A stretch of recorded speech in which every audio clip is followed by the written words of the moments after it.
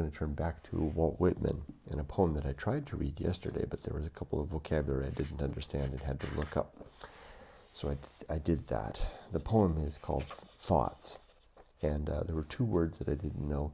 I knew them as soon as I looked them up. I recognized them, but the first word was a French word, arrière, which means behind, and then the second one is purport, which means to the substance of something, like purporting to say or such as such. It's funny how as soon as I looked it up, I go, oh yeah, I know those words. I just didn't recognize them. Let's read this poem. And this was a tough one for me.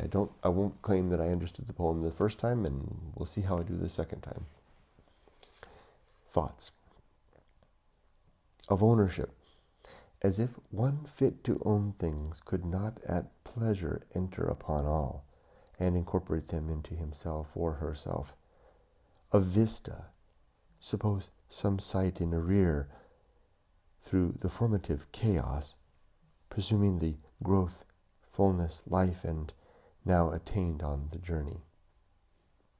But I see the road continued, and the journey ever continued. That part's in parentheses. Of what was I lacking on earth, and in due time has become supplied, and of what will yet be supplied? Because all I see and know, I believe to have its main purport in what will yet be supplied. That's it. What does this mean? It's called thoughts. Thoughts of ownership, and then there's a hyphen there, like a pause. Thoughts of ownership, as if one fit to own things could not at pleasure enter upon all and incorporate them into himself or herself. So there's some higher level to be fit to own something, and then you could understand anything. A vista, suppose some sight in arrear through the formative chaos, presuming the growth, fullness, life now attained on the journey.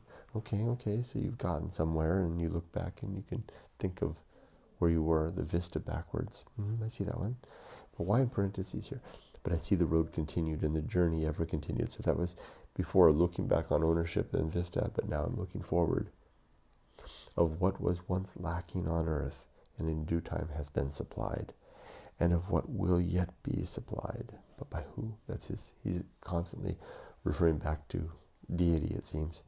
Because all I see and know, I believe to have its main purport in what will yet be supplied.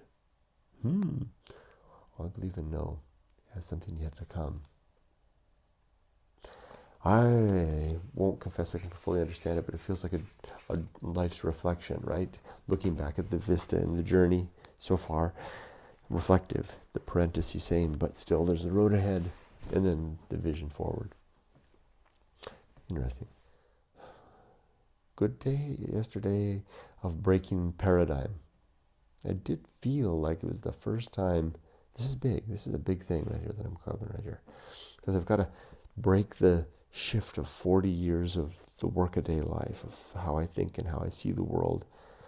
Kind of like that poem, Thoughts, right? That poem, looking back on all the road that I've gone so far. I've operated a certain way.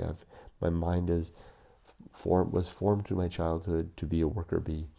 And then I molded it and really did make that my substance and self through my whole life of working. And now I don't want to live that way anymore. I don't want to die a working man. And I don't even want to spend the last season of my life like that. Hopefully a season or two left, maybe late autumn, winter. And I did today. I deliberately was trying to break that today at the beach, twisting my mind and my thoughts, thinking less about productivity and more about enjoying life. Like a banquet diner, not worrying about the bill. I like that. All right. Now, what else?